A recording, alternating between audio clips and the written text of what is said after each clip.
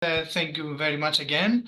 I'm very happy to be here with all of you, and I'm happy that we started this. I think it's quite interesting and important activity, and the fact that we are putting together all these projects, I think it will help both synergies, but also people to understand what Europe is doing about this very important subject.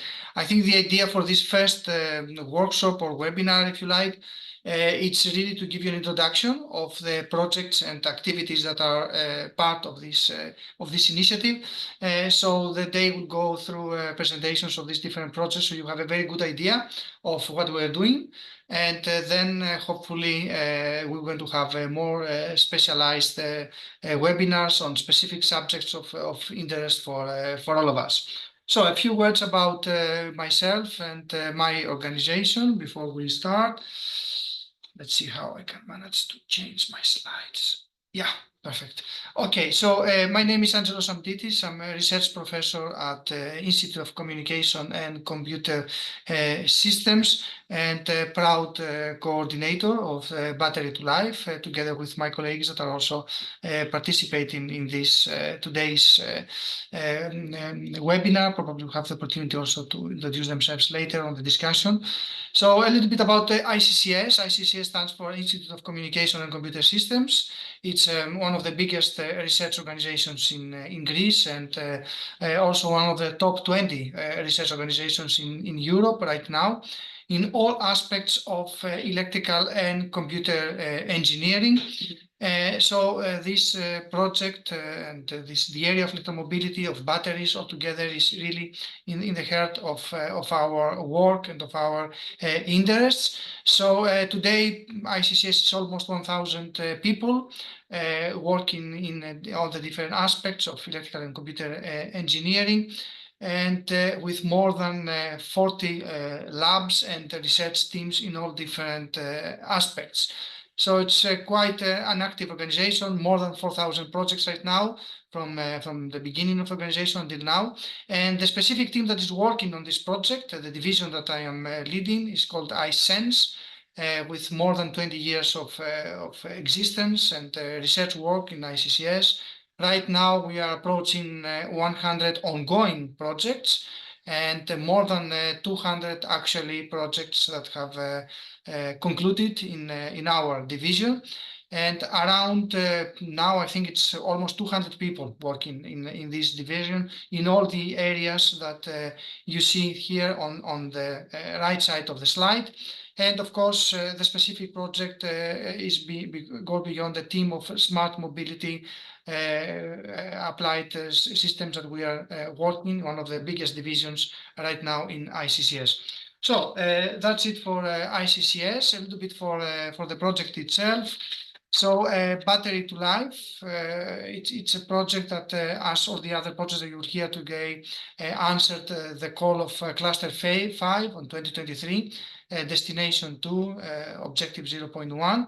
And the idea behind this call was really to work on battery management systems and battery system design for stationary energy storage systems. And the idea was to improve interoperability, but also facilitate the integration of second life batteries. And this is under the auspices of the Battery for EU partnership, of course. And this last part was exactly the scope also of Battery to Life.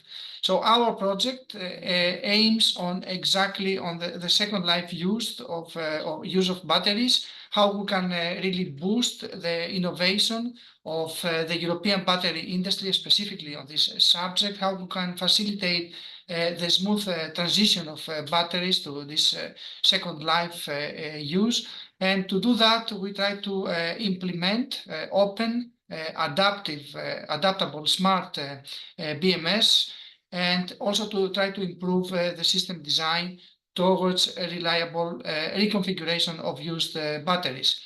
A budget of around 4 million euros to achieve these objectives. And the project started this year in January 2024, and it's expected to last until December 2026. On the right side of my slide, you can see the different partners that are participating in our project. So what is the motivation behind really this project? Of course, obviously, the things that we all know, since you're here, I think you're all interested in the sector, so you all know that the real motivation behind all these projects is this massive growth of electrical vehicles and also of battery technologies. It is expected that the total capacity of post-first life batteries is projected to reach more than 180 gigawatt hours per year by next year, and is expected to really explode and reach 1,000 gigawatt hours by 2030. This means that we are going to have available a significant storage availability for second life applications. So this represents an opportunity, and the need for us to really explore these batteries for second use applications, I think it's obvious to everyone.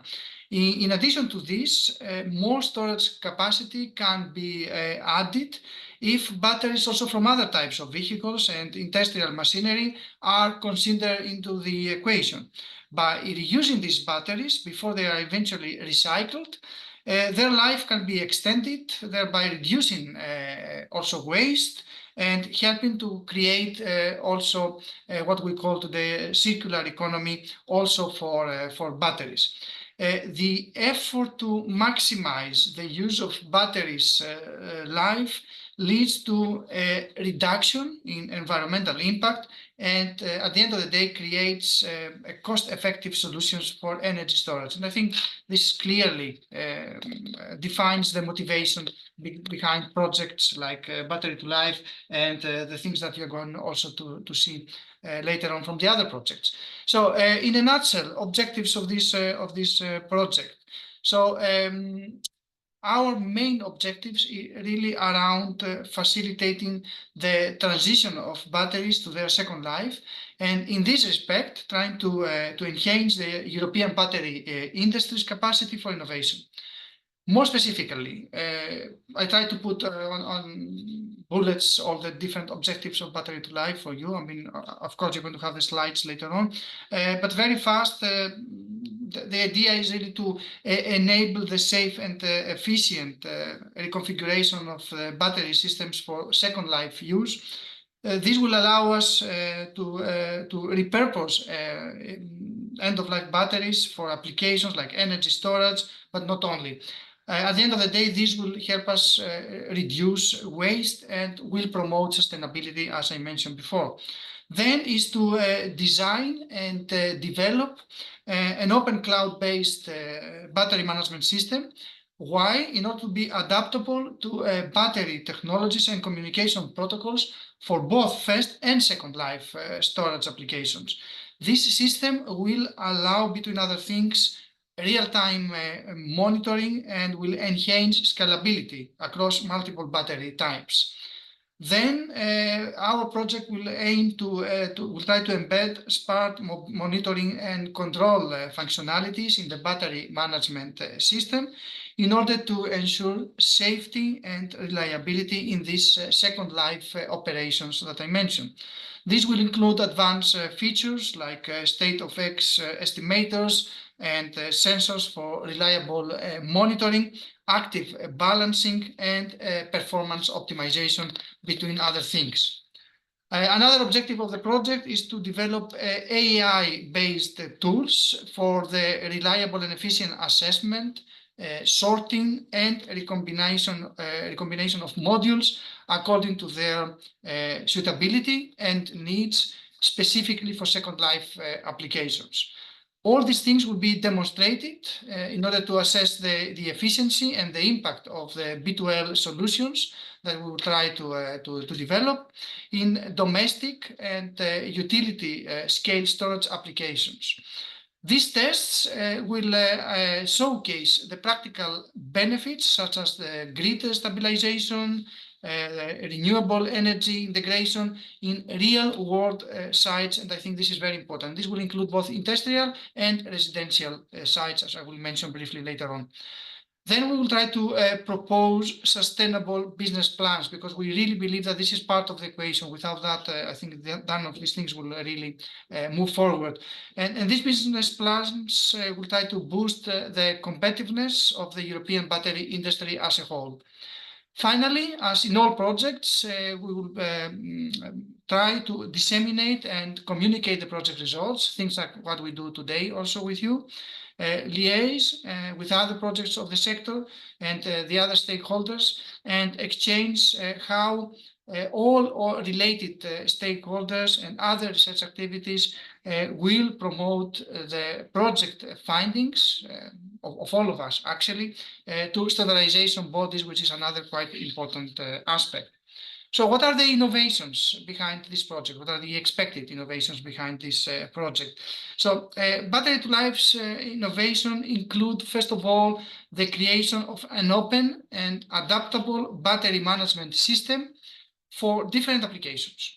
It will be we will be introducing a wireless communication within the battery management system. This approach not only reduces weight and cost, but also simplifies the assembly, disassembly, and maintenance of the battery packs. The BMS that we are going to design will try to improve efficiency and safety in second life batteries altogether. In addition to that, an open and adaptable battery management system will be introduced.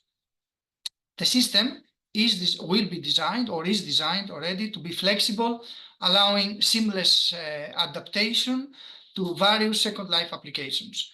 Thanks to cloud connectivity, this BMS will enable real-time data management and smooth integration of emerging technologies, making it highly versatile. Safety is a major factor to take into consideration always in this type of applications, especially when we discuss second life batteries applications, and that is why we are embedding smart safety functionalities into the battery management system. And these functionalities include, between other things, real-time algorithms, advanced state of X, like state of health or state of safety, and also active cell balancing, in order to be sure that we will have a safe and reliable battery operation. Another innovation we are bringing with this project to our industry is integrating electrochemical impedance spectroscopy, or EIS as it is well known, directly into the battery management system. This is, we believe, an industry first approach that provides enhanced diagnostics, failure detection, and accurate health monitoring at the cell level. So finally, what is also important is related to sustainability.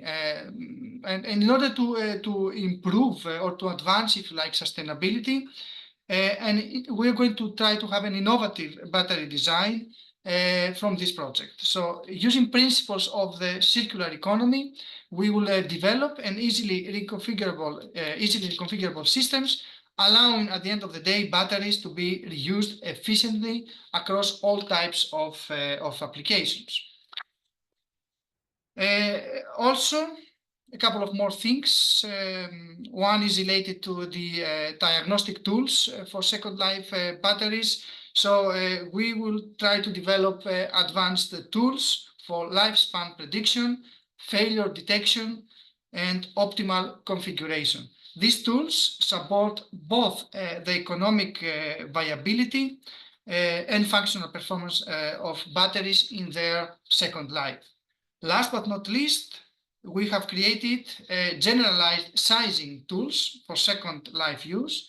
And this tool is designed to determine the optimal capacity, module count, and configuration for various applications, ensuring each battery second life is utilized to its fullest potential and capacity. Of course, challenges are here. This type of projects and this type of solutions are not without challenges, and this is true also in our case. And we have a number of challenges that I would like to share with you together also with our ideas how to address these challenges. So the first challenge that we are looking is really the lack of standardization in packaging of second life batteries. Without consistent designs, repurposing becomes really complex. Our solution to this problem or to this challenge is to implement a modular and adaptable packaging approach that simplifies integration regardless of battery chemistry or configuration. Another important challenge that we see involves monitoring and matching of used modules for second life use. Reliable data is often, as we all know, unavailable or even insufficient, which really creates challenges in accurately assessing battery modules. To address this, to solve this, if you like, we are developing advanced AI tools for consistent metrics like SOC, SOH, and also SOS, as I mentioned before, ensuring batteries meet strict reliability standards, which are essential for safe second life applications. Another important challenge we see, of course, these are not the only challenges, but I think for also time purposes, we should focus to the most important ones, is to transfer a BMS, a standard BMS, from first life to second life applications, which really presents significant technical and safety challenges. We are trying to address this by, as I mentioned before in our objectives, creating a cloud-based open BMS. This highly adaptable system allows easy firmware updates, ensuring compatibility across diverse applications. In addition, we are introducing an innovative battery design approach where the initial design of the battery in its first life takes into consideration from the beginning the requirements for its possible second life applications. This way we ensure a smoother adaptation and increased efficiency in reuse. So all these things, as I mentioned before, they're going to be demonstrated in a number of different size pillars, as we call them. So the first pillar is around industrial use case. So in this pillar, in this test site, we're going to focus on the integration of second life batteries into grid applications, particularly for load leveling and supporting weak grid scenarios such as in islands. Pillar one of our test scenarios, of our demonstrations, will take place in the public power company of Greece Innovation Hub in the Kanja area of Athens. This innovation hub includes an EV charging microgrid where our demonstrations will be integrated and tested. This microgrid is equipped today with 2 DC chargers, providing a total capacity of over 100 kilowatts for charging for vehicles. Additionally, there's a PV park with 40 kilowatts installed power. Currently, this allows that 4 vehicles to be charged twice per day, so totally 8 complete car charges in one day. And by the time of the project execution, several scenarios will be able to be fulfilled in this installation. Sunlight, another another partner of the project, of our project, will provide the batteries for this demonstration. Pillar 2 is related to residential use cases, and in this case, the aim is to assess the efficiency and operability of the whole system using second life batteries compared to first life batteries. The efficiency guideline for PV storage systems forms the basis of the performed tests in this pillar. The tests are done using the load profile from the performance simulation model for PV battery systems.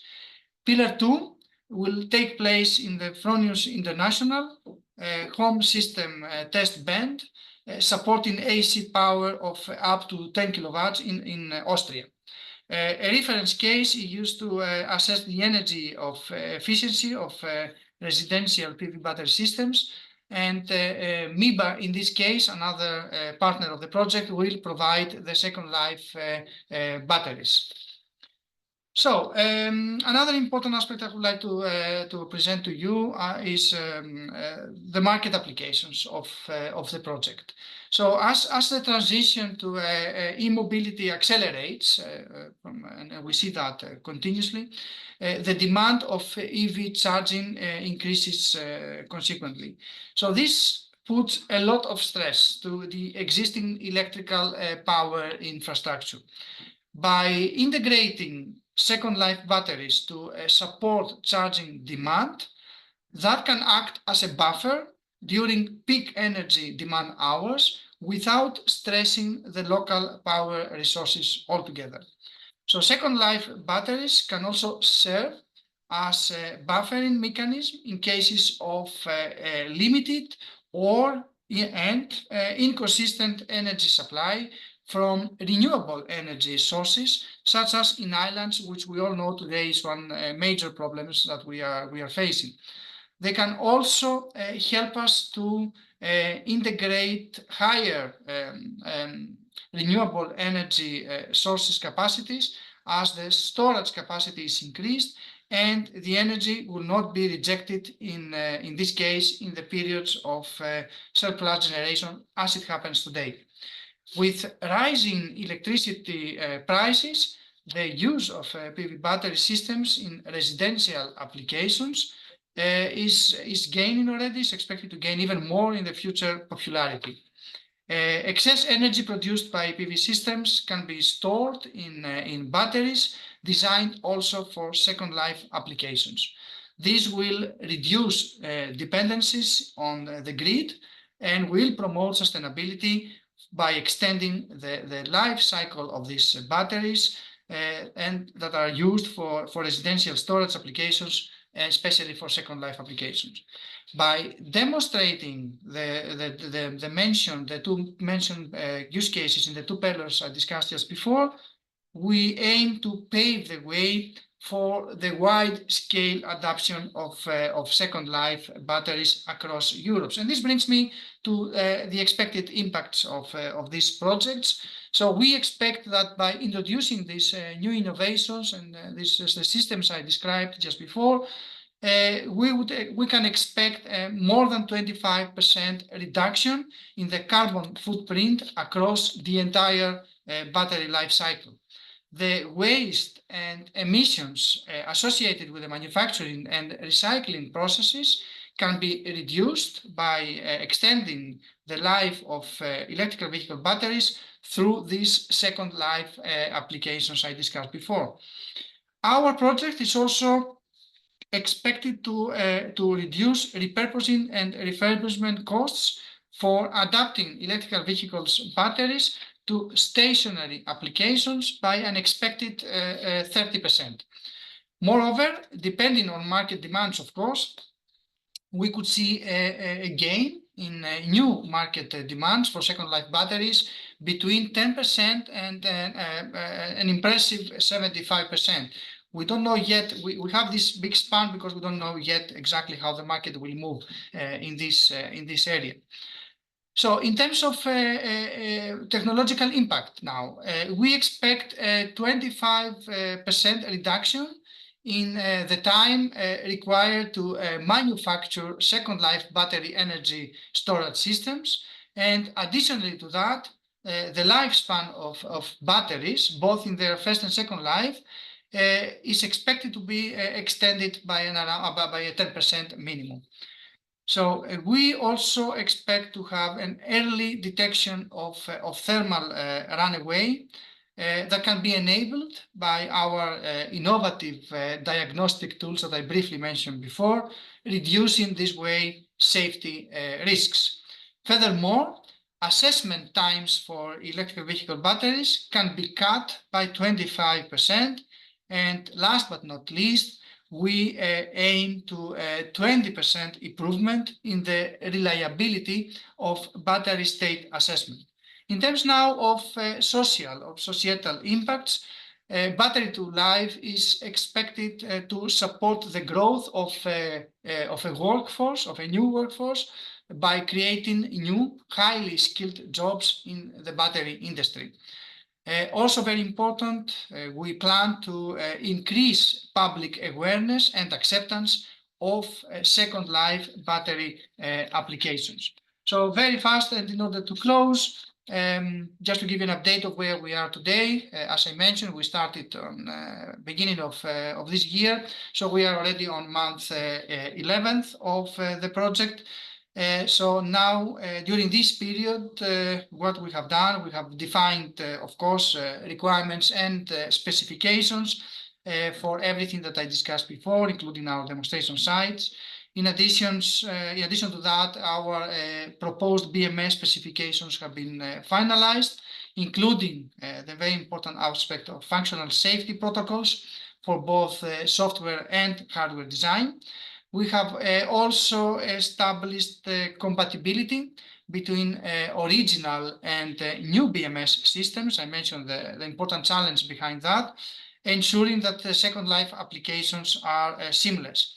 Moving forward now, we aim to complete the open cloud platform for BMS and finalize our software architecture by the end of this year, and also to design BMS hardware for enhanced battery systems, to develop advanced BMS algorithms and smart embedded functionalities, and of course to establish a methodology for efficient module recombination. This is the part of the work that we are planning for the next period. So thank you very much. I hope it was interesting and you had a good idea of what battery life is going to do. Thank you. Thank you so much, Dr. Amditis. It was perfect timing, and thank you again for your presentation. As you can see, you have the slide for the battery to life contact, but we will also share this email and the website and social media links to all the participants. And we do have a couple of questions, but we will respond up after the Big League project. Of course. And I want to, well, thank you again. And I would like to introduce Constantino Laureanti. He's the project manager of the Big League project. Hi, Good Constantino. morning. Good morning. Thank you very much, Rocio, for the organization. It's really a pleasure to be here today in this event together with sister projects and colleagues in this exciting field. So thank you. I will share my screen. Okay, I hope you can see it. Yes, perfect. Perfect. Okay. So I will try to stay into the timing. It will be difficult, but I will try to do my best. I'm Costantino Laureanti on behalf of BRING, Brussels Research and Innovation Center for Green Technologies. I'm presenting today the Big Leap project that we coordinate with BRING, and thank you also to the work of all the consortium, valuable consortium partners involved in this project. We are almost on 1 year of activities at the end of 2024. BRING, just in short, is a top research center located in Belgium, involved, as you can see also from the title, in projects, in European projects, in focusing on green technologies, in particular on batteries. But without losing much more time, we go into Big Leap already. The ambition of the project are in the name, is to work on the next generation of battery management system to increase interoperability, bridge the gap between first and second life battery energy storage system, and extend the adaptability and empower battery value chains. So I'm pleased to have the opportunity to hear also the presentation of before some of the topics like interoperability, the focus on the BMS are the main topics that are in common, as well also the challenges with the projects today. Big Leap is an initiative founded by the European Union Horizon following 42 months of research plan. So we have time to go in with our activities towards results. And these projects answer to the call of the cluster 5 that focuses on climate, energy, mobility, and the project also aims to support the ambition of the cluster of Europe to fight the climate change by making the energy and transport sectors more climate, environmental friendly, more efficient, competitive, more smarter, safer, and resilient. And just a few contacts for like from the our project officer Linda Novosadova, the project coordinator, my research director Imane Vorighi, and me as a overall project management Costantino that I am speaking. So Big Leap, the Big Leap here is to from first life application, from first life batteries towards the second life battery energy storage system. And these objectives, general objective of the project is done by focusing on the interoperability of the BMS. So we can already say interoperability, it means capability to work with different types of batteries, and to guarantee those processes, it's important to work on the safety and reliability of the reconfiguration processes, with a big consideration on the sustainability of not only from an economic point of view, but also on the reuse of components from first life batteries to second life. The main challenges, if we have to imagine to be in a chess game, there are few problems that can make check to the king. One is the fact that the BMS at the moment is not really able immediately to operate between different type of batteries, and especially between first life to second life application. There are gaps from the standardization point of view.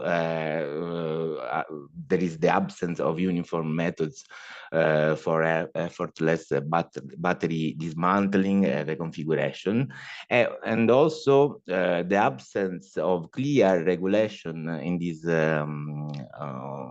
this topic make the reconfiguration cost really high, making difficult the adaptation of the BMS, and also increase the concerns on the safety aspects. So at the end, we can say that today, the reconfiguration, refurbishment activities are not so efficient. So continuing with the idea of the chess game, 6 are the main pieces during a match, and 6 are the main objectives that the consortium designed for the Big Leap project. And I will try to go through fast to each one.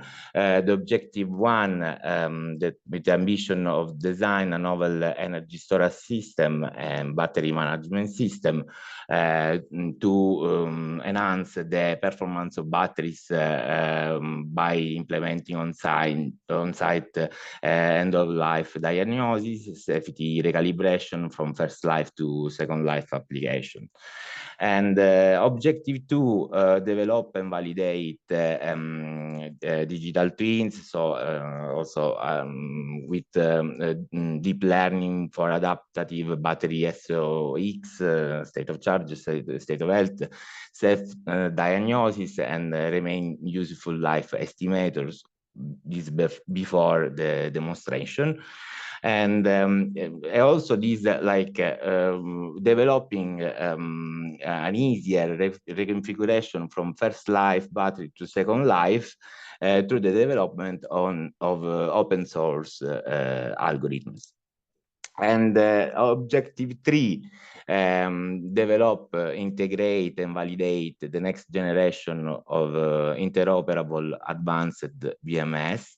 This will face the development of the BMS on 3 layers: hardware, low-level software, and cloud-based software. Hardware layer that will emphasize adaptability for future technology advancement, low-level software layer where we will focus more on develop open interface for datability, ensuring compatibility with various communication protocols. And then the cloud-based software layer that will improve public features and the development through digital models of BMS infrastructure, a public BMS infrastructure. And so I was just going to the next step. Then the objective 4, finally, we are going to demonstrate the BMS and the energy storage system. This is a more far set of activities in the project. For now, we are at the phase of requirements mostly. Objective 5, that is also a big part of the project, ensure low environmental impact solution, focusing on the sustainability, on the reuse, on the purposing of the battery, and on the extend the lifetime of the batteries. And this leading to the objective and the final objective of the project, lay down the next generation of battery management system, a battery energy storage system, is creating a new value chains based on circular economy, reducing also the cost, especially for the configuration and refurbishment. So here we saw the main objectives, and these slides is represented the wonderful team of organization that are part of Big Leap. We have partners from research and development point of view, electric utility, first life and second life manufacturers, NGOs, and etc. The consortium is composed by 16 partners, 10 European, with 2/3 countries associated with Horizon Europe, Turkey and Switzerland, and 2 international partners, 1 Indian and 1 in Morocco, that helps us to foster the project and give to it an international point of view. And we will have the three demonstration phase, two physical, one led by EDF in France, with a second life battery energy storage system of around 300 kilowatt hour. The second demo in Czech Republic, led by Eaton, around 500 kilowatt hour, and a virtual demonstration of a second life battery energy storage system with multiple battery technologies in Morocco, led by Mazen. Now with this slide, with this map, I would like to delve more on some of the briefly on the technical aspects of the project, defining a bit highlighting a bit the pathway that the Big Leap will follow during its 42 months. And we will start from this point. So Big Leap will collect data, especially in this first year. I said already requirements from first life batteries coming from application like electric vehicles, electric vessels, first life battery energy storage system, so stationary. And after like the disassemblement and collecting data and reports from the first life providers, the process of the project will lead to the integration of the BMS on the three layers that I speak before: hardware, software, and cloud. And then the integration and validation at mass scale energy storage system, and validation integration at big energy storage system scale. This will see the demonstration in the 3D demo. The first one in France is in front of the meter, so energy storage system connected directly to the grid. And the second one behind the meter, and the third one, as I mentioned before, virtual. So looking again to the main map framework, how we want to call, we are at this stage of the project. And then what are the main innovations that we want to achieve? One is on stationary energy storage system. This enhancing, for example, the design of the BPU, the battery protection unit, dealing with modularity and with different batteries, battery thermal management for integration, then also look how many components can be reused, maximize the interoperability of the energy storage system, and also designing sizing strategies, and aiming to the modularity and reusability of the energy storage system design. Of course, in these topics, it's important to maintain a focus also on reducing the costs. And we are at this yellow part on the top, and then the main focus of the project will be to make innovation, to generate innovation on the battery management system. The three layers here are more detailed to understand what we will develop in the project. for example, from low level, in the low level software layer, we will develop the PDA, the probabilistic data association, to identify chemistry, forecast end of life, improve the self-monitoring status and low level state of charge, state of health, state of safety. Also in the low level software, improve the cell balancing and optimal charging algorithms.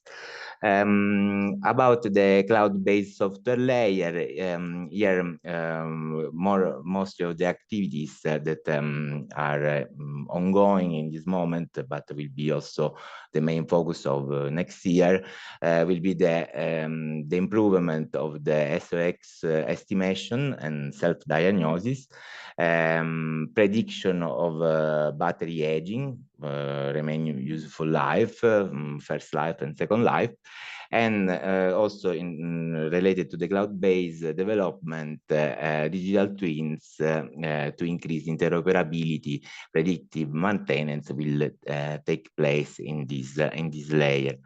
And then the last layer, hardware layer,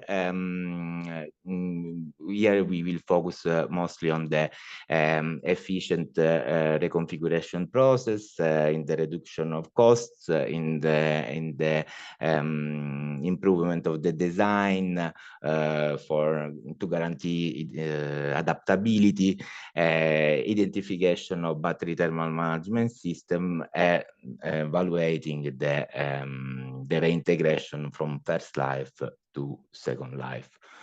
So here we are at the final main component of this framework that I tried in the time that we have to describe a bit the ambition of the project. We have also two main arrows, we can say, one on top of the map: sustainability, critical materials, reintegration, and strong world-class business case.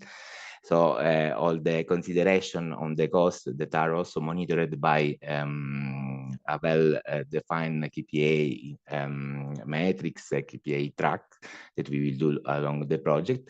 And then the policy and technological redefined standardization framework to define in some way a pathway for the standardization in this specific field.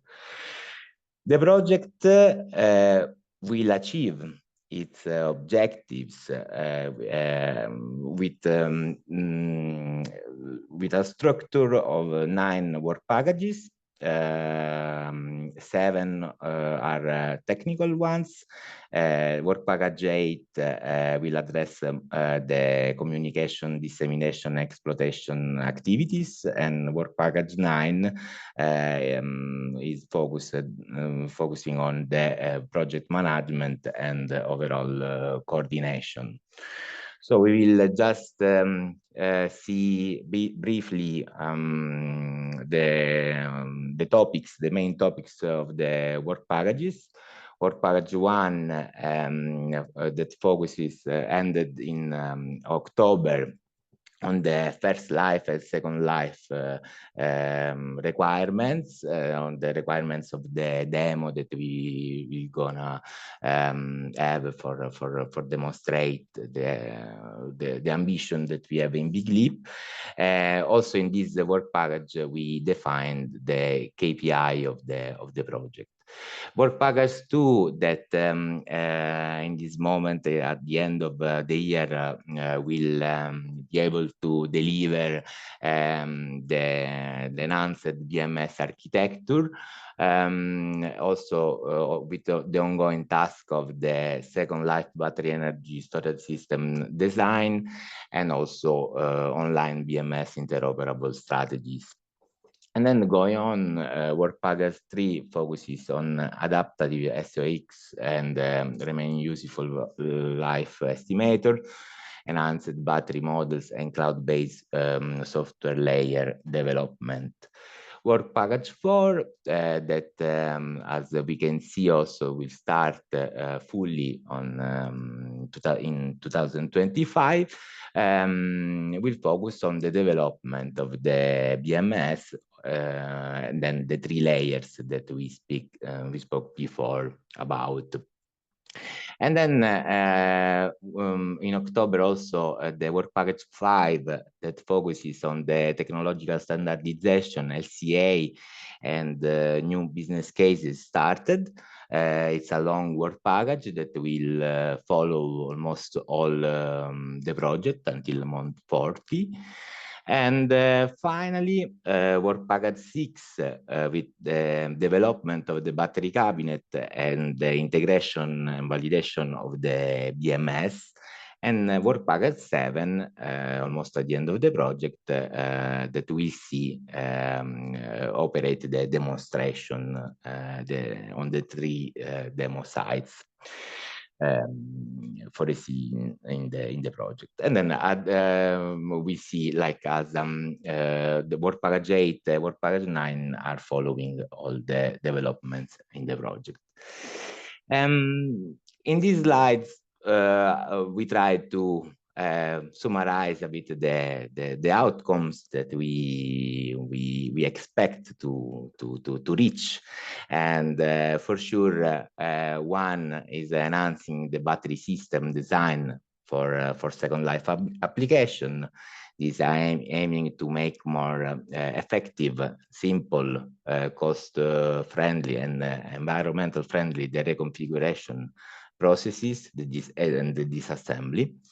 Then this led to the second point of improving the sustainable pathway of the second life battery reconfiguration. This is from an environmental impact assessment point of view, and also from the European market employment also. And in this point also, it's also following some of the goals that we aim to achieve with the project. For sure, it's important that we reuse as much as possible of the components, reduce the CO2 emission and electronic waste, and promote a circular economy through the battery reuse. Reducing also the dependency on critical raw materials. And then the third point, I'm almost finishing. The third point is related to the integration with other projects, like in activities like we are doing today, to really exploit the goals, the objective of the project. Finally, it's the last. We try to draw a pathway on the impacts. For sure, we aim to have an impact on the development and testing phase, to define together to other research efforts and projects to define a pathway towards the standardization and certification as more clear as possible. This with ambition to create a more sustainable, resilient energy system. And as I said, with the partnership that we have in the project, and then with the partnership that we are building with these events, improve the international collaboration. Thank you very much. I hope to don't really waste too much time, don't take many minutes extra. Thank you, Constantino, for the presentation. It's okay, I think we're in time. We have a couple of questions on the Q&A box, one for battery life and one for Big Leap. If we can't respond to your questions due to the time, maybe the project coordinators and project managers can answer them on the chat.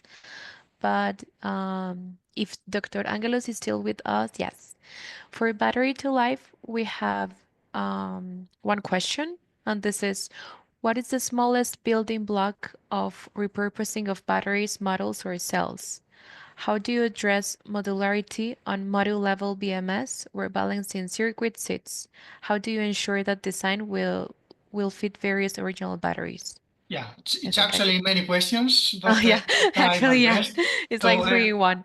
Yeah, allow me to a little bit answer also some of the other things I've seen, because I've seen more questions, so we can answer some of them online Yeah. or offline. That's no problem. So I can give you very fast a little bit on the things that you mentioned. And then the remainings can be online, or we can also send them offline to the interested parties. So about the smallest, let's say, building block. This is exactly one of the points that we are currently investigating, and we fully understand the importance to go to cells. And this is a part exactly of one of the main things that battery to life is really looking right now. So I hope I will be able to give you the answer to the second webinar that we are going to do together on this. So on the modularity issue, which is quite important.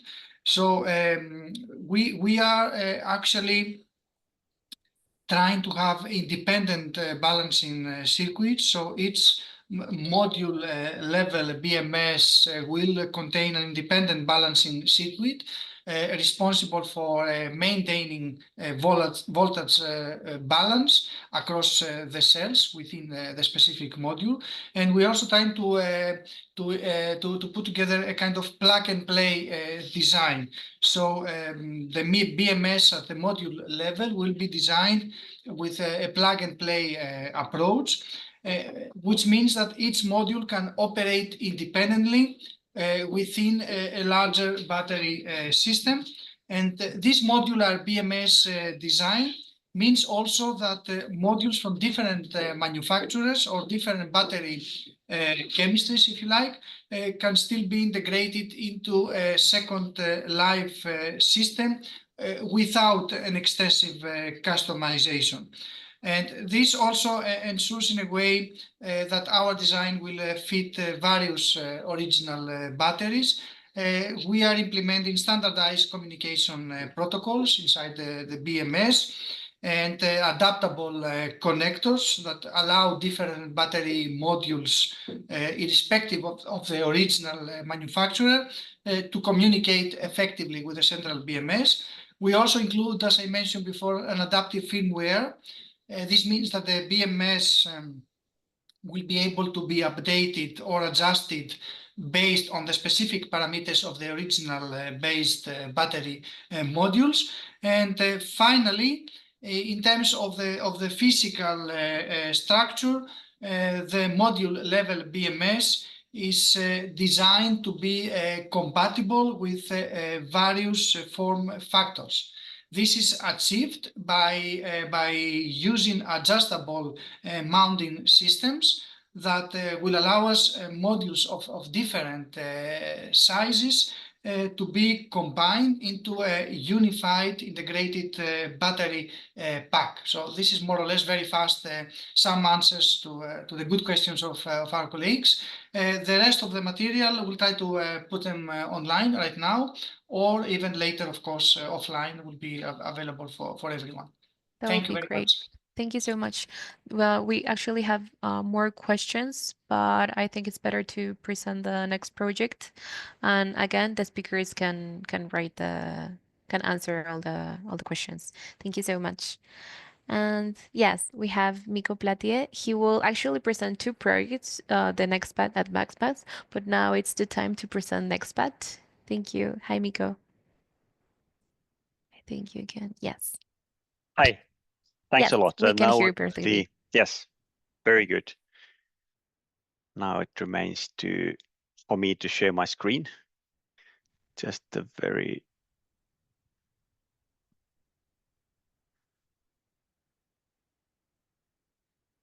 short second.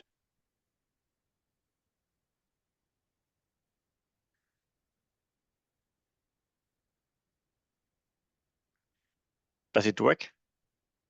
Yeah, it's not in presentation mode right now. Yes, I will fix that. Then yes, now we can see it. Perfect. Thank you, Miko. So let's go. We changed the topic slightly from second life batteries to, let's say, first life batteries. And it's a pleasure to join this webinar as the coordinator of NEXTBAT project. We belong to the cluster of EU engineers on next generation technologies for battery systems. And I was last week in the Battery Innovation Days in Barcelona, also representing a part of the cluster, as part of the cluster. And today I'll share some insights of our NEXTBAT project, where VTT is leading, and we have a very nice lineup of partners. Let's talk a little bit more on that in just a few minutes. So the project is about next generation technologies for battery systems in transport electrification based on novel design approach to increase performance, reduce carbon footprint, and within that, of course, safety is one of the kind of bearing topics and context. So this slide shows well, the identification of the call and the topic. It's a research and innovation action. So we are in the middle of the technology readiness level scale, TRL 5, aimed at the end of the project. So there are several research-oriented topics and contents in the project. But having said that, we have nice companies lined up. So we really are engaging in the innovation and putting the innovation through prototyping and towards the application segment. We started 1st of June last year and will run until end of November 26.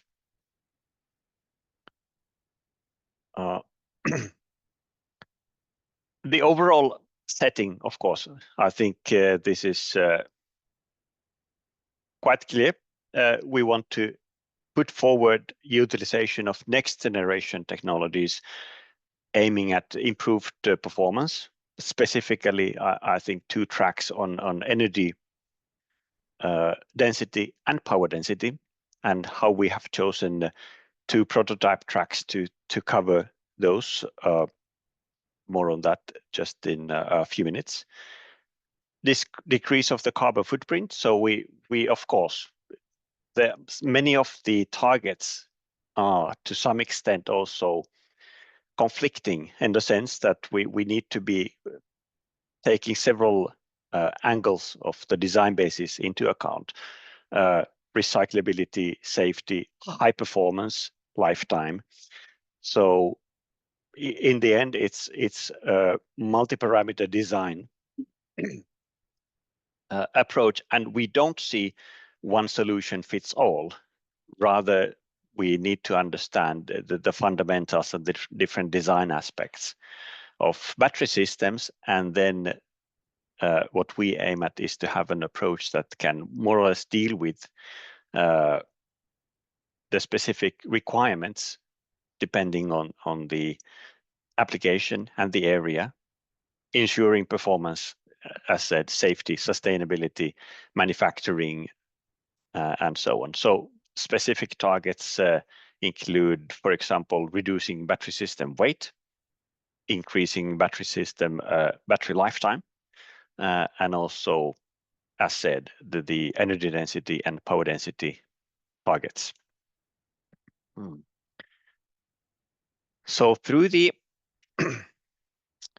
work, tangibly, we will work around 2 prototypes or prototyping tracks, and through that and closely linking with virtual design, virtual tools of different levels of detail, from top down, maybe conceptual design approach, directly linking with the end use and the applications, and then bottom up, really physics-based, multi-physical, detailed tools dealing with the specific performance, mechanical, thermal, electrical elements. So combining these, we talk about the framework of design and implementation. There are elements of standardization there. LCA was mentioned. Production. Right now, we are quite hands-on into designing the details of the prototypes and the main outcome. But of course, looking forward, then the production industrialization of the designs and innovations that we deal with will be central. And that's maybe on the second half of the project, we'll get more closely into that. So really look right now on the performance, as said, power density, power, energy, safety, thermal issues therein. Being aware of the way we use the battery, not to stress too far to reduce lifetime, rather having the opposite. And in cases there will be necessary to push towards the boundaries of increasing stress factors, that needs to be done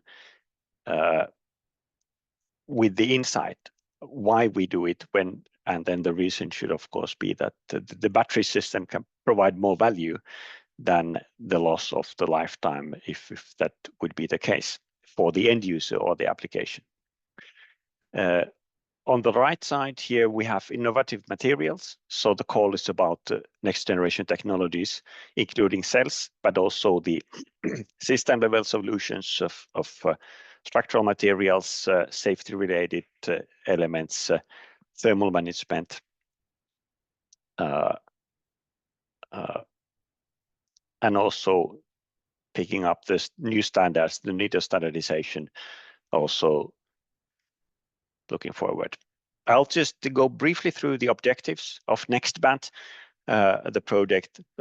First one being to look quite holistically into the safety assessment methodology on battery systems. That of course links back to the actual battery cells that are the core functional core of any battery pack or system. Secondly, the framework of requirements and technical specs, specifications of the systems that links also back into the wide range of applications. This being a battery partnership project, so then we are not tied to a certain specific one application area. Rather, it will be quite a generic approach looking into battery technologies for mobility applications. So thirdly, innovative battery prototypes and configuration architectures. And then number 4, to develop different approaches for software, modeling, simulation, all the way in up to a digital twin approach. And I'm not going to details about the organization. There are some references to work package numbers and so on, but I will not bore you today with the kind of the organizational structure, rather saying that the virtual side of the project is very essential. Then again, objective 5, hardware elements. So there are some innovations that we push to really to work on the next gen elements. Let's get back to that a bit later with a couple of concrete examples. Then number 6, to manufacture the battery packs, we're going for 2 prototypes of 48 volts, which are kind of repeating unit towards a larger system for an application. Demonstrate validate the performance, and then also look towards the certification roadmap forward of technology, and also the towards market introduction, and then lastly to promote market update and also look into wider context of transport electrification. A little bit on the concept, overall concept and approach. I know it's a heavy slide here, but I'll take a few points from there. Maybe first Now I want to highlight the partners we have in the project. As said, VTT is the coordinator, but we do have a nice lineup here, and I'll just look into the lower right corner where we have most of that. On the research and side, we have, besides VTT, RISE from Sweden, CEA from France, Fraunhofer by 2 institutes, ILT and IBI. Then we have CSCM from Switzerland and Barcelona Supercomputing Center. And then on industry side, AP Plus from Spain. INNO also from Spain. Valmet Automotive, that is actually with the name change Ion Core. At the moment, Sunlight and Heart Aerospace on the application side. Then Zabala on communications dissemination. So that's the consortium lineup. And then to the overall concept, Pillar 1, requirements for high performance, safe and innovative battery systems using next generation technologies. So that's more or less we have started. We've looked into cell technology, what's available in the market. Beyond that, also analyzing the requirements of various use cases, kind of coming top down from the needs of the applications, and understanding that in terms of key performance metrics, for example, including also safety, thermal runaway, and that boils back to the overall safety methodology and approach. Then in Pillar 2, we have digitalization and modeling, which is also quite extensive and cross-cutting in terms of the different layers that are there and also needed for properly addressing the virtual side and digitalization of that, like top-down. We just last week completed one public deliverable. It's not out there yet, but on a conceptual design tool for battery systems, where we start with the requirements of a use case, an application, and then come down from that towards different technologies, arrangements, electrical architectures, thermal management, and so on. And on the other side, we have then maybe bottom-up modeling approach, starting from materials, physics-based modeling, multi-scale models, scaling up towards the same. So maybe the 48-volt prototype being the meeting place for those two approaches. Then on Pillar 3, the demonstration, validation of the prototypes are the innovations therein. And that's going to be maybe the last or the coming months, first half of next year will be very important period for that. And then Pillar 4, the creating the impact of the European stakeholder, the key stakeholders, industries, markets, governing bodies, and also I think the standardization framework alongside with the technical tracks will be important on that. So that's the overall context where we place NEXTBAT and the activity. A little bit on more on the approach and the use cases what we look into. On the road transport side, the passenger cars, buses, and trucks, there are some automotive and heavy-duty vehicle cases that we have analyzed. Off-road machinery, non-road mobile machinery is quite interesting, also quite demanding, harsh use applications. So in some parts, this is the type of end-use segment that makes the harshest requirements for the design. Waterborne, maybe on the lighter side of waterborne vessels. In this case that we have looked into. Airborne, quite interesting, and this is where safety especially, and of course energy density, play a crucial role. That also poses a challenge to the design and how to manage and analyze what kind of system pack design solutions and technologies are most applicable to this.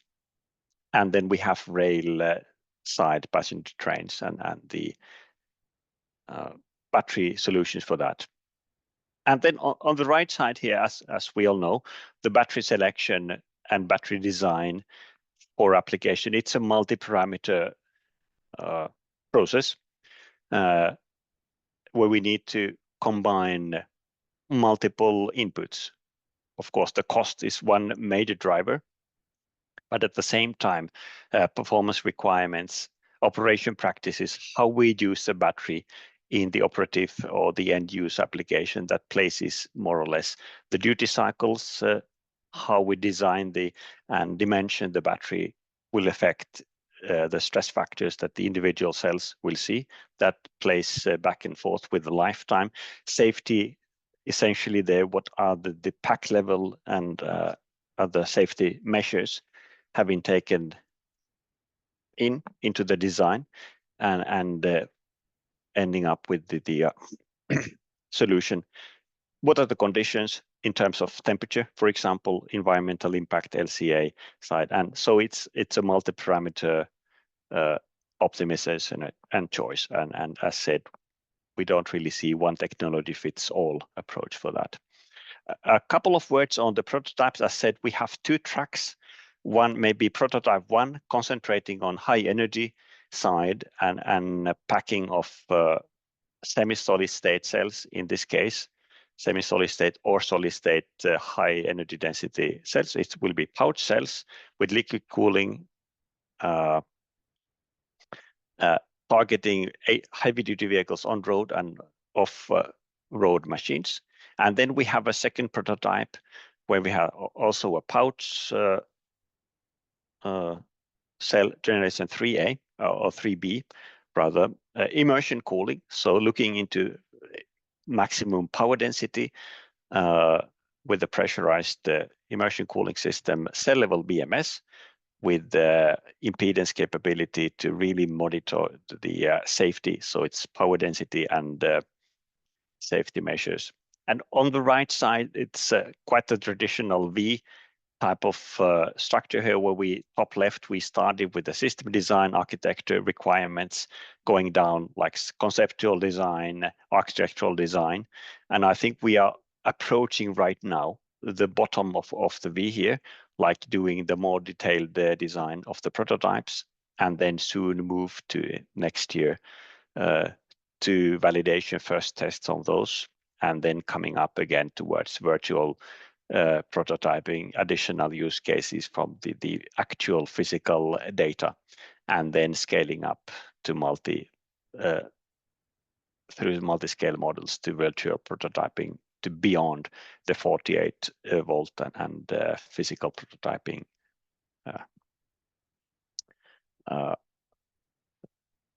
part. Just mentioning the innovations we work, liquid cooling system, so immersion cooling, new materials, for example, for casing, we're looking into laser welding of aluminum, and also bringing the ASICs, the chips for impedance at cell level, safety assessment methodology, packing of next generation cells, so understanding how to move from current state of the art towards the solid state pack designs, manufacturing, recycling, including LCA, and then quite importantly, overall the virtual design digitalization track on top of the physical testing. This is an example of the prototype 1 kind of approach to set the hazard or risk level, and then to understand the different contributors and layers of the total risk level. Let's say we aim at a certain risk level here. So initial risk pertains to the cell and technology of the actual active cell components. Then we have the mechanical parts, shock robustness towards harsh use conditions, for example. Then the electronics parts, so it's the BMS, the algorithms, how we monitor the operation of the pack. and can do interventions or control or limit the domain or the envelope of operation. Then, of course, these battery systems will be with the user, end user. There will be an exchange with the end user, with the MMI, for example, and also an interface there. And then there's always some residual risk, which the level which can be accepted will vary from case to case or end use application and so on. So this is maybe illustrating the kind of overall approach towards safety. Then a couple of examples on prototype track 2. This is about the immersion cooling. So right now, canister tests separately to look into the pressurized side. Also the casing and lightweight casing, the structure mechanics on that. And then once validated, and then it will be going further to the actual prototype design, that being the 48 volts. And there are further details. I will not have time to go into that. And then the other example is on the EIS. And of course, it's a very powerful impedance spectroscopy that we, for prototype 2, plan to do it at cell level.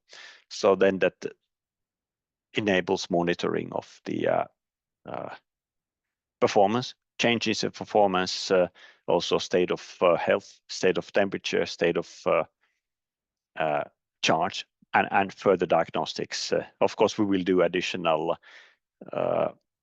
measurements quite extensively from the demonstrator packs, so that we can link those with the BMS and the software and the models that we develop, and that contains a few more illustrations there.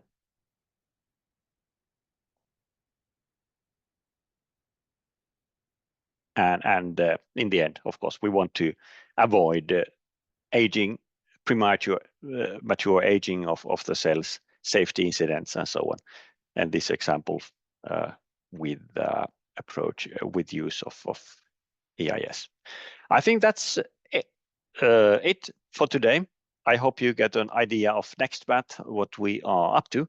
Please visit the website if you want some more information. You can free to contact us, and we'll be happy to engage in more discussions. Thanks a lot. Thank you so much for your presentation, Mikko. We'll see you in a bit after the reinforced presentation. And I think everyone was at the Battery Innovation Days, especially at the booth. But thank you so much. And if you have any questions for NEXTBAT, you can also write it on the Q&A box, and maybe Mika can answer you on a written answer. Yeah, I can also take the questions in the chat. Yes, it'll be perfect. Thanks. And yeah, see you in a bit. And now we have the research coordinator of INEGI, Luis Oliveira. Hi, Luis. Oh, and hello, you everybody. can't see me, sorry. Hi, Luis, how are you? I'm trying to set up everything. I think it's yes, okay-ish. We can see you. We can see you now. Perfect. Also for Luis, if you have any question, you can write it on the Q&A box, and Mario Brooks, also from INEGI, can answer it. Thank you. Can I start sharing also? Yes, you can start sharing you. your presentation. And for all the participants, if you haven't heard this, we will share the presentations and all the emails and all the websites and social media if you want to reach the coordinators. Yeah, that's great. Only on the presenter's view mode, and that's it. Yes, so perfect. Is it working already?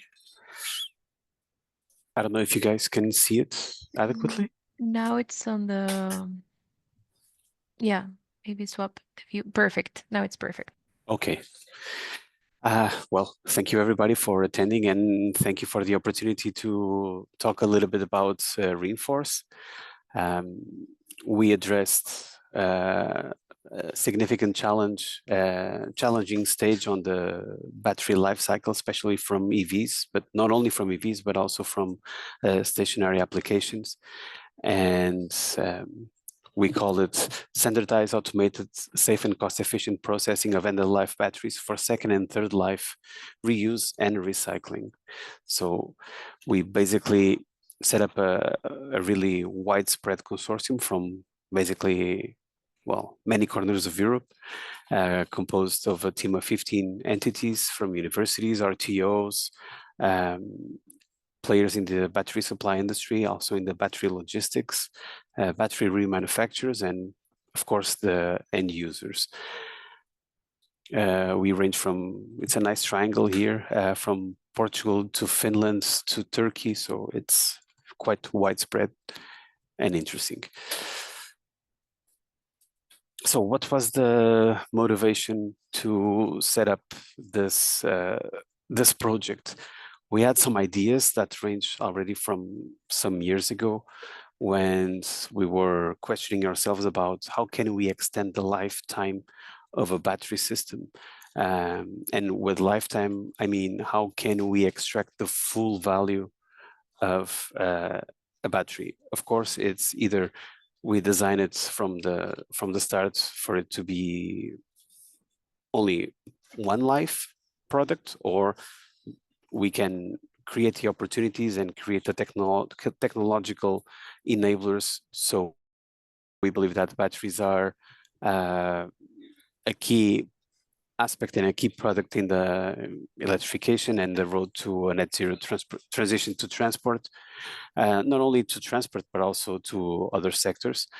And we have some hurdles, and it's interesting because last week we were at the Battery Innovation Days, and one of the key outcomes was that we are kind of in a geopolitical conundrum concerning the dependence of the CRMs from external countries to Europe. And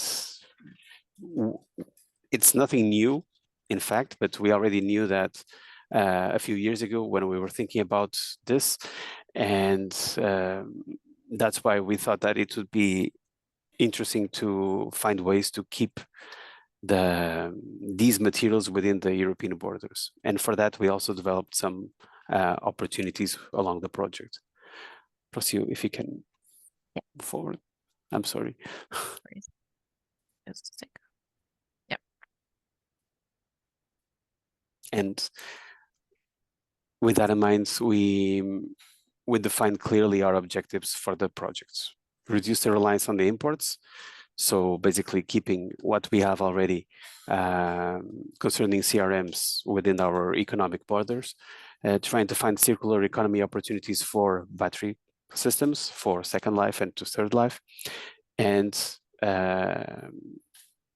of course, we need to optimize the value chain, because we know that we remove the battery from a vehicle and then we get left a vehicle without a battery, but normally everybody forgets about that. And then we get a battery, we do all the further logistics and the further value chain that we need to further exploit it. And that's transportation, that's diagnosis, that's storage, that's dismantling, that's reassembling, remanufacturing, and then creating a market for that new co-product or byproducts, whatever you want to call it.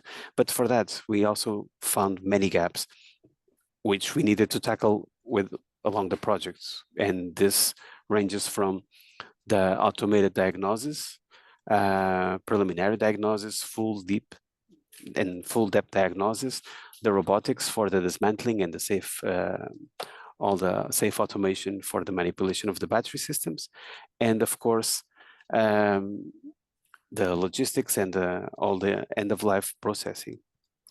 Along the way, of course, traceability and standardization are key points on Reinforce. And why? Because it's with battery passports and it's with the contributions from these new product stages to that battery passport where we can make the best use out of the information that we are creating and gathering.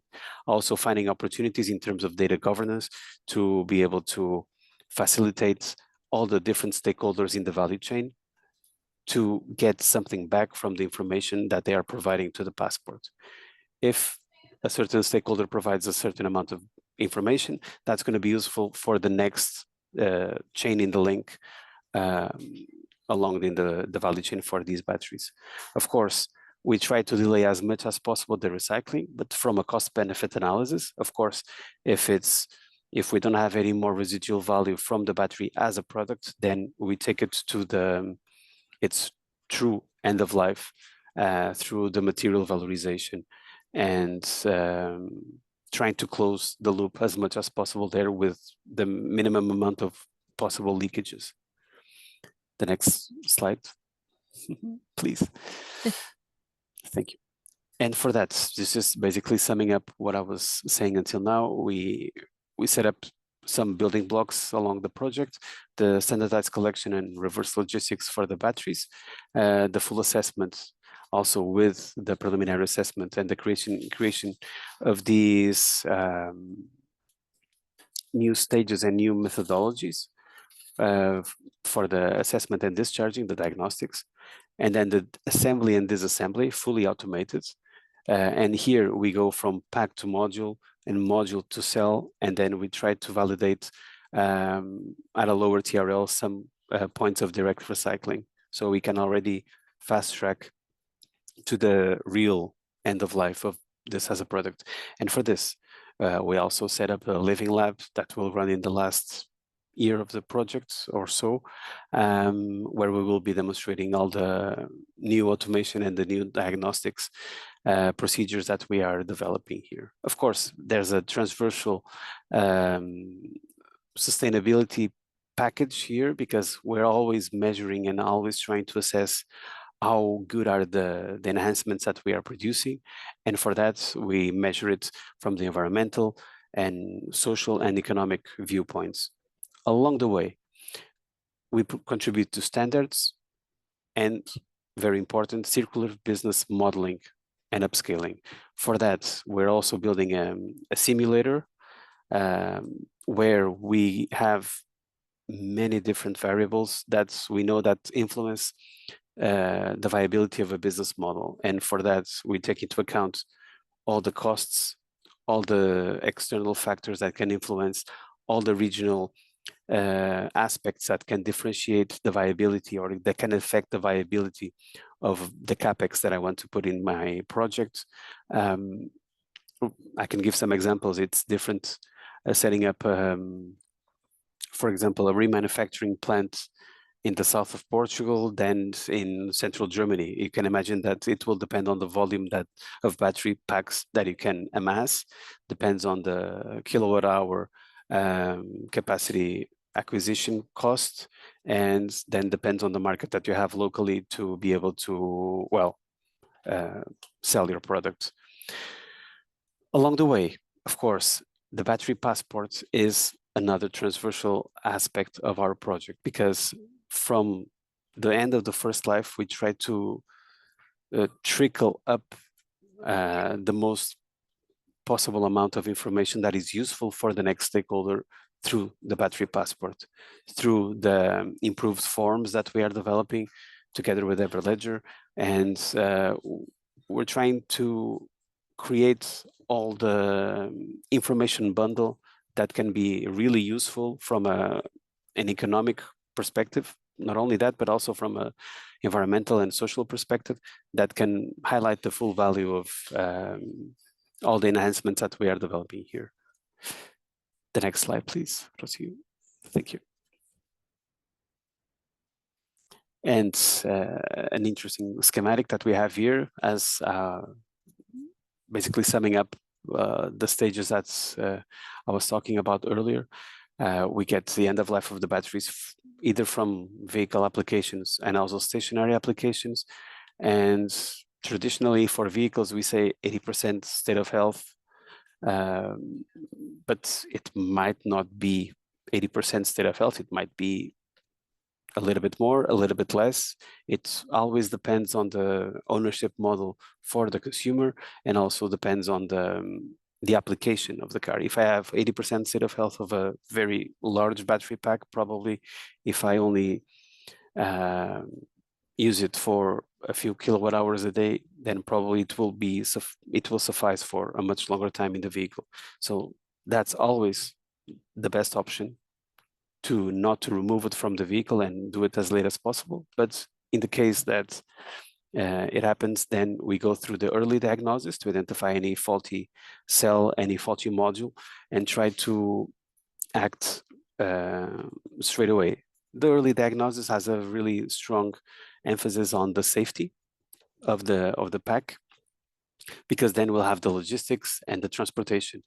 Here we do it in smart and safe containers, which we are also enhancing and developing in Reinforce. That will allow you to, well, hopefully not have batteries that go through a thermal runaway and be perfectly contained within the bunker, which is actually the name of the container that we are enhancing. And later, we're also developing the procedures for the dip discharge and safe stockage. Of course, then full diagnostics on the modules and the cells, and of course, the disassembly, so we can reconfigure the pack to different applications, and then the reassembly, and then go to the market. Of course, we didn't include here the recycling because it sits a little bit out of the scope of Reinforce.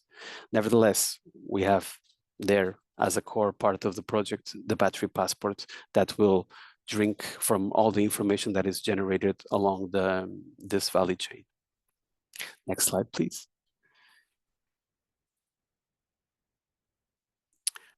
As I said, we have been celebrating some success here throughout the different work package from our project.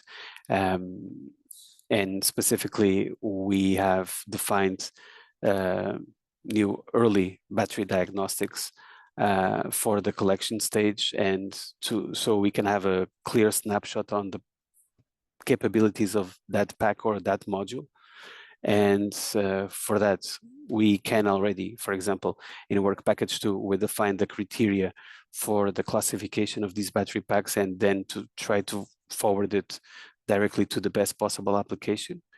And in work package 3, we already achieved the preliminary battery diagnostic methodologies that's, well, we are actually training at the moment, so we can move on with the deliverables that are related to this activity. Next slide, please. For the ongoing part of the project, of course, we are working on the logistics and the transportation and the physical means for the safe transportation of these over the most possible hazard level packs. And we are upgrading those containers with some more sensors, so we can have more information along the transportation stage and to make it safer. Then later, we used also that information for the discharge and storage of those batteries, depending on the safety level. And then, of course, we do the full diagnostics on those packs or modules via BMS or without the BMS, because we are developing methodologies that will allow us also to get information and knowledge on the state of health of those packs without BMS that comes attached with them or not. Of course, as I said before, we try to contribute to the standardization guidelines and for the possible best end-of-life assessment for these battery packs. The next slide, please. In parallel also, we have the disassembly and reassembly of the packs to modules and the modules to electrodes being developed. We are really close to have the virtual demonstration of the disassembly line. And then later in work package 6, we will have the living lab where we will address the issue of the reassembly and partially the direct recycling. So basically to electrode level. Again, as I said before, we try to contribute to the traceability of these materials, of these products, always tracking down or up the information to the battery passport. Next slide, please, Rosine. Another transversal and always ongoing work package from our project is the sustainability and the circularity. We normally start from month 1 or really, really early in the project, because we also developed some tools that allows us to produce results straight from the start, so we can measure the benefits and highlight the importance of the developments that we are doing. So this basically allows us the opportunity to not traditionally, as we do in some projects, do the developments, and then in the end we do the assessments, and then we see, oh, this is not that good or could be much better. So we try to do it as early as possible, and also providing information, for example, on the cost structure, on the environmental impacts and the social opportunities for all the developments at the different stages of the project that we have. Next slide. And we will have our demonstrations in the battery remanufacturing plant in Ninov, Belgium. It will be in the last 6 months of the project, give or take, maybe probably a few months earlier, because we need to get everything really, really ready for those last 6 months. And we'll have a living lab running all these technologies and opportunities that we created here in Reinforce. Thank you very much to all, and happy to answer any questions, me and Mario. Thank you, Luis. Thank you, Mario, for the presentation. Due to these technical issues, I don't think we have time to answer the questions I'm really live. sorry. No, it's fine. It's fine. No worries. And we're also late in the beginning. So if the participants have any questions, you can write it down and they can help you with that. And then I will present again Miko, because he is also the project manager for the BATMAX project. So thank you. Thank you both. Go hi again. Just a second. Hi again. Yes. Hi. Just activate. You're now with BATMAX. Yes, indeed. Yeah. And now I'll try to share again. I hope it's working. Yep. Now in presentation mode. Yeah, perfect. Presentation mode. Good. We're slightly behind the schedule, so I tried to not speak long here. But it's, again, a pleasure to join you back. And now it's about battery management and the future, next generation of battery management systems. This is another cluster of projects called the BMS Alliance. And BATMAX is one of projects on that side. Battery management by multi-domain digital twins. So this is going even deeper into the physics-based and data-driven modeling approaches and how that links back with management, improved management of batteries. I'm the coordinator, VTT is a coordinating entity, but then of course we have a very good lineup of partners working together with us.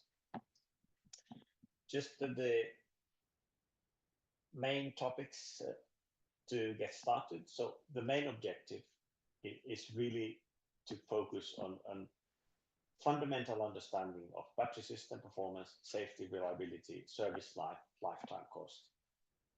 And again, we are, as was the case with NEXTBAT, looking into a range of applications. We're not specifically dealing with a certain type of vehicle or operations, but what we want to achieve here, it's an ambitious project to be technology agnostic. So we a framework of battery management combining physical BMS and cloud computation, that we can deal with various combinations of technology and application context.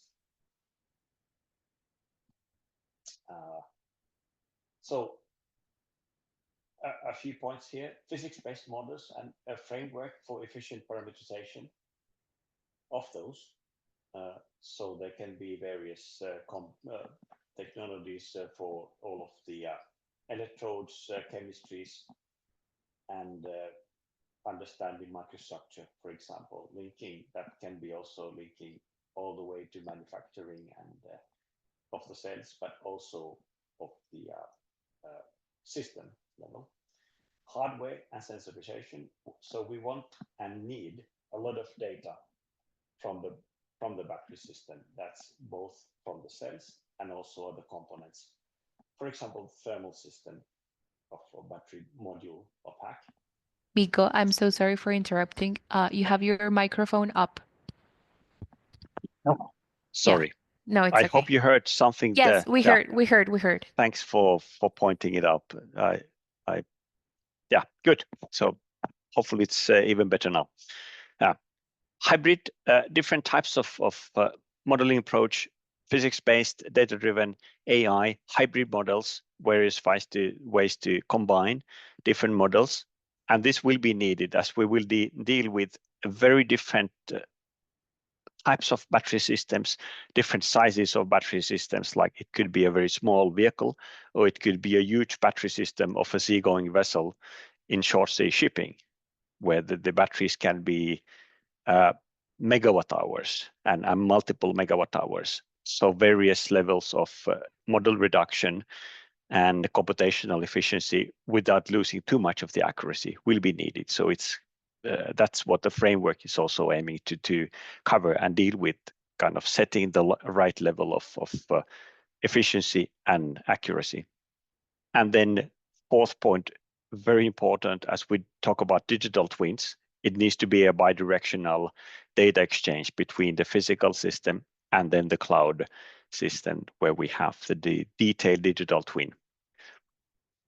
The conceptual approach here, and I would like maybe to start from the right, lower right corner. As said, we want to understand multiple applications and having the battery technology and the battery pack as the connecting theme there. We do have some partners where we can directly link to off-road machinery, heavy-duty vehicles, waterborne vessels.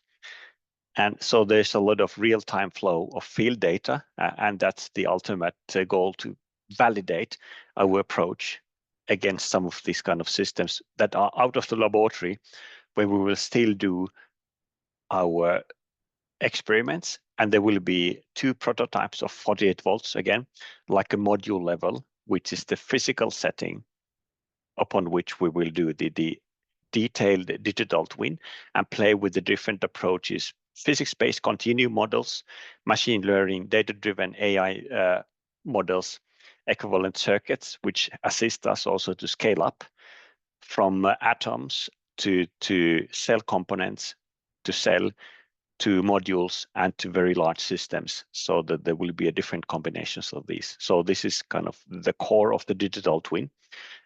And the heavier the computation, we will need to move it out of the physical BMS, the physical battery pack, into a cloud computation. And then, of course, these two need to be linking back. Besides the laboratory measurements that we do, of course, we rely on open literature, parameter databases, some non-destructive parameterization. What we want to minimize is the amount of destructive analytical techniques. So we kind of aim to be efficient in the parameterization, still be valid and specific for the technology in question. So it's a combination of these kind of 2 domains playing together. The data flow, on the left side, we have the physical system, be it a lab scale prototype or a real application and the battery system therein. So we have let's talk about the prototype, 48 volts in the lab. So we have sensors, extensive sensors. Then we have Fox BMS 5 Fraunhofer, being the physical BMS. There's a edge layer here, and then we connect with the virtual and cloud side, where we have a data platform database with the various types of data streams, of course, consolidating that. And then the digital twin that can mimic and first to mirror the physical side, but then also capable of bringing back some updated models, so we can adapt and update the physical side of the framework if and when the digital twinning, and the models are able to diagnose and infer something that is of interest to the actual operation or the physical vehicle moving around. So it's these two, physical and the virtual side, play together. Just a few picks here. This is on the physics-based multi-scale modeling. It's a continuum approach. SINTEF in Norway, we work closely with the BATMO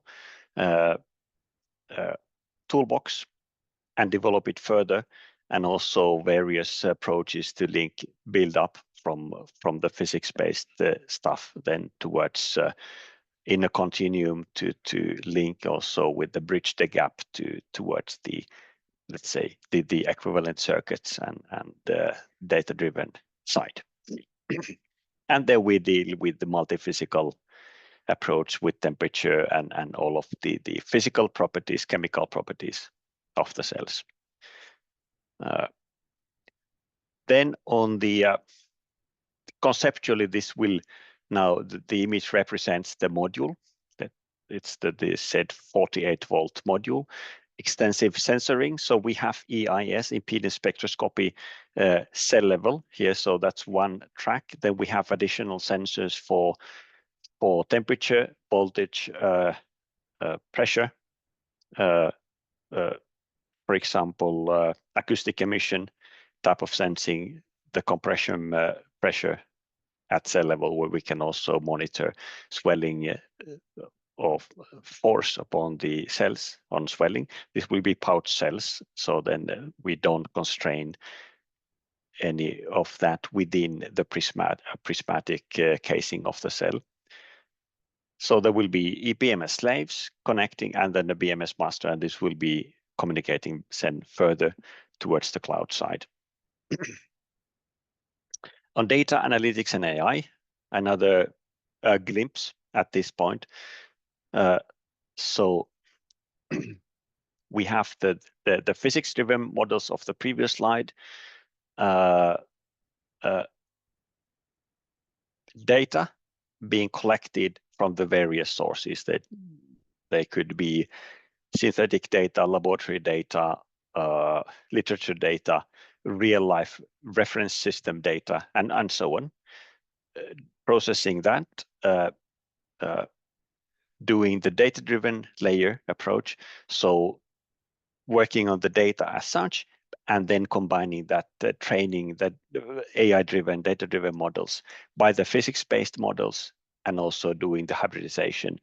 And depends on, this is the I would say the task for next year, really to start putting the different elements of the modeling components together to see how they best work together in the digital twin framework to support an asset to match for various types and sizes of systems, the computation efficiency and accuracy.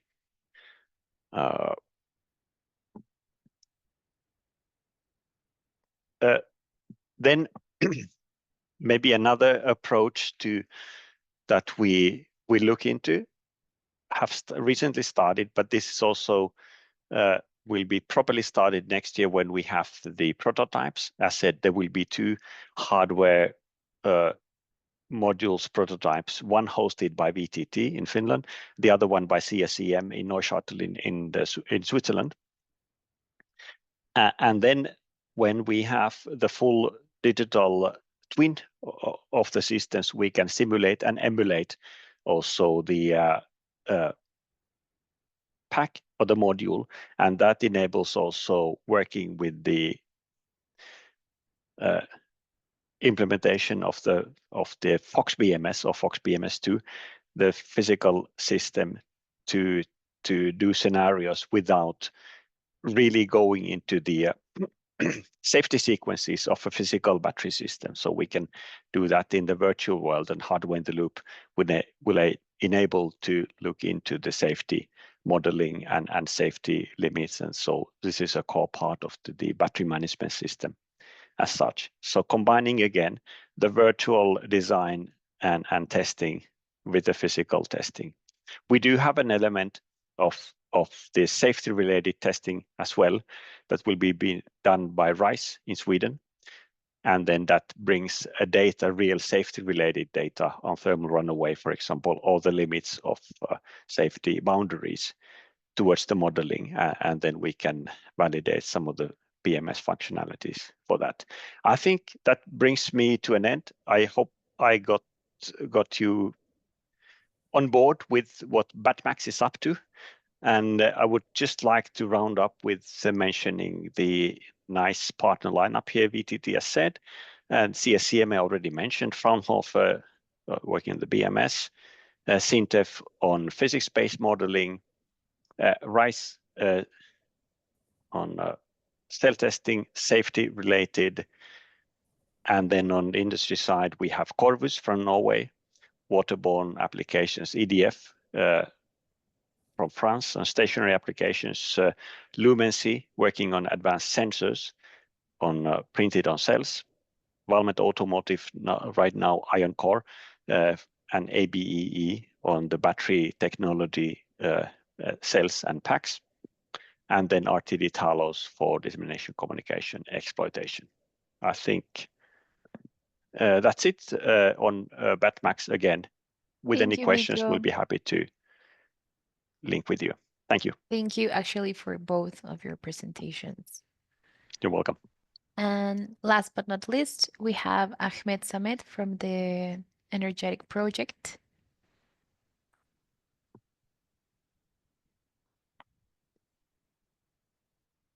Just a second. I will ask him to unmute.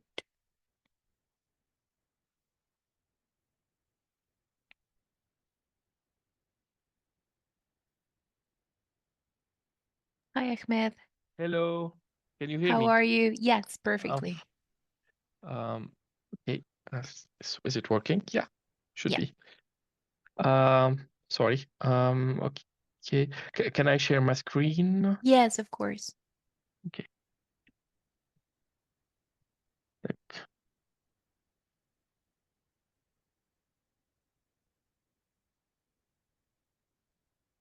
Okay.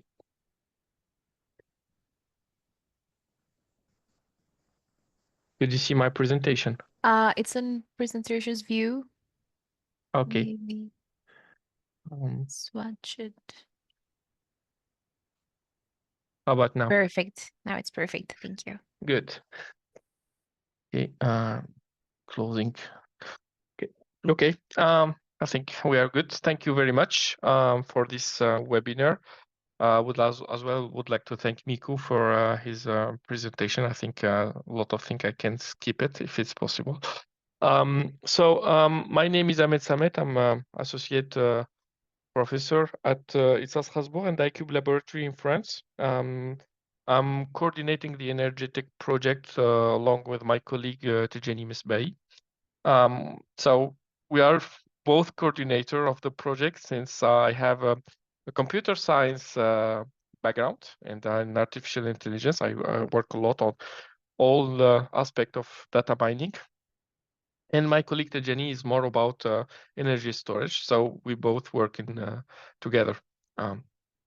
Today I'm presenting the Energetic project. So it's a project funded for 3 years, 39 months. So it's a project funded for 5 million, counting the associated partner in the UK. So Energetic stands for Next Generation of Battery Management System based on data-rich digital twin. So basically, you can see from the title what are the different topics related to the Energetic project. So we have a quite wide consortium in 7 countries. UK, France, Luxembourg, Germany, Estonia, Serbia. Basically, we have different partners from academia and other from industry, mainly EDF, PowerUp, Forsy Power, and Capgemini, and academic partners such as ourselves, SNT from Luxembourg, HKA from Germany, Typhoon Hill, which is an industrial partner from Serbia, Taltech from Estonia. So we are mainly collaborating with each other in order to create the next generation of battery management system. With my colleague, have really talked long about it and from different perspectives. And the consortium is quite complementary in different aspects. At INSA Strasbourg, we are mainly, as I said, focusing on using AI and machine learning in order to understand the battery aging and to do the diagnostics, while different other partners is specialized on different aspects, such as my colleagues in SNT are more related to AI in thermal images. So that's another aspect we are interested in battery prognostic. As well, different other partners such as Capgemini for edge and cloud computing. So my colleague from Free Force project have talked about why the edge and the cloud could be interesting in such kind of project and why the next generation of BMS would definitely include edge and cloud computing. So what's the purpose behind Energic project? So we can summarize it in 3 different aspects. So first of all, we want to think differently the next generation of battery management systems in order to optimize battery system utilization in first and the second life. So we are mainly focusing on first and second life in order to reduce the total cost of ownership. The second part would be that the Energic project would like to contribute in the field of translational enhancing sensing technology. We want to combine both data-driven approach, so machine learning approach, with multi-physical models in order to have more accurate prediction and to explain better what's happening inside the battery. So I'm coming to the explanation later in my presentation. And finally, the energetic project aim not only just predicting, but we want to monitor the remaining useful life of lithium battery with the digital twin. I think we have to check what happened inside the battery, and of course, along with the different models that we are going to propose, we want to make the prediction of the SWX. By the SWX, we mean state of health, state of charge, state of power, and remaining useful life, and as well to make the diagnostic if there is any anomaly happening inside the battery. And that by investigating especially the model explainability. So if I have to summarize the whole project in one diagram, would be this one. So mainly we focus on 2 types of model, physics model and data-driven models. Those models have to be combined in order to make that new generation of digital twin smart BMS. That BMS should predict the SOX, should analyze if there is any failure.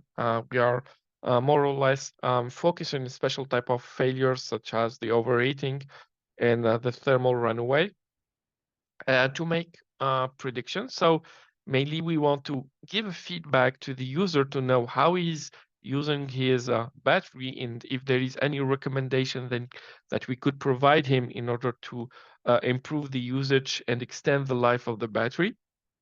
And that's all the features will be applied on first life, mainly transport application, and the second life, which is stationary applications. And all the different partners are collaborating and feeding this smart BMS with all their knowledge. So as I said, my background is more artificial intelligence and machine learning, but since I started working on battery with my colleagues 7 years ago, and I'm kind of fall in love with the battery domain. So if the first work that we witnessed on state of health and SOX and analysis with the data-driven approach are quite recent, and you can find papers from 2017 and 18. But if you look deeper in the state of the art and you look wider from the different types of models, you can find three types of families. So the model base, mainly equivalent circuit model or electrochemical models. You may find as well hybrid models, which basically combine data-driven and model-based approach. And the data-driven approach has really exploded, and is really many work have been provided in the research. And of course, if you look inside the different topics, you might find regressions, models. You can find neural networks and with the different architectures, super vector machines. So there are a lot of approach that you can use, and what we witnessed is that the most model, retain it for their accuracy are the deep learning models, and especially recurrent neural networks and convolutional neural networks, and more recently transformers. But all the models has been pointed out for their lack of explainability. So basically, you can have a bunch of data, generate data, you feed it to a neural network, you may end up with having an accurate prediction, but you still don't trust the model. So why am I having those explanation, those prediction? And the other question, is it possible that I ask my model to provide me why he came up to that prediction and what are the different features related to the loss of the state of the health or the loss of state of charge? So all those, so that's the thing. What we try to bring is it possible to think differently our deep learning models in order to provide those explanation to the users? And more important, is it possible to check if those explanations are coherent and consistent with the domain of the battery? Of course, if you get an explanation with a temperature is way above the limit of the data sheet of the manufacturer, of course you will not retain that decision. So of course you need to check those explanations, are they coherent with the domain and with the cell itself? So we used quite different approach. I'm basically showing two types. So the first one is using transformers. So transformers have been pointed out and provided 6 to 7 years ago, and they have been an increase of using these transformers for time series data. They were previously used in natural language processing topics, but there is a hype behind using it in time series data. So we provided a model in which you provide the last 25 blast cycles, and the model will try to predict the full and the remaining curve of the SOH in order to see how the curve is evolving from the last 25 cycles of the battery. And why did we use transformers? Because they are explainable, because they provide us what are the different cycles related to the predictions. So you can see what kind of prediction that explanation that you can provide, in which you see what are the cycles that are related to the prediction itself. Of course, this is not enough because as a user, it's not sufficient to understand what are the different parameters, what are the features. So that's a model. It's good. It's providing a prediction of the SOH, but we can go further since energetics is a TRL4 research project. So we thought that could we develop our own explanation model in which we provide the information about the data cell. So we take any data cell that we are the cell of that we are aging and cycling, and we put the information like the manufacturer information, inside what we call an ontology. And we try to provide, to put inside the ontology, the information about the maximum temperature, the value of the current, and so on and so forth, all the information about the battery cell. And then we try to provide what we call a counterfactual. What is a counterfactual? It is the set and the value of the feature that that allow to change the prediction. So what are the different set of value that allow to the SOH to decrease very drastically, And those explanation, we give it to the ontology to check if they are consistent or not. If they are consistent, so basically we can retain them and show them to the expert. So this is model that have been developed recently and published recently. So it is based on, so of course, inside you have a deep learning model, which provide us with, from which we can generate those counterfactual explanation.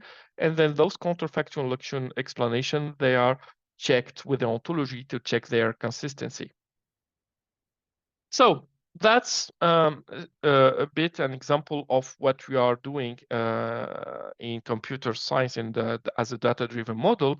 So what we aim to do later in the second part of the project is to generate and create this multimodal approach. Why multimodal approach? Because we think that we can provide a very accurate prediction and explanation if you can rely on multiphysics model, time series data, like I showed in my previous slide, and as well from thermal image, which is now being worked by our colleague from Luxembourg. And the objective is mainly to provide the prediction, but also to understand the degradation based on the three input data, and more importantly, from the thermal images and from the time series data. So as I said, so we need a bunch of data in order to train our models. So currently, along with the different partners, we are cycling different cells inside our lab, and with the different companies associated with the project. All our data is now stored in a platform called Punt.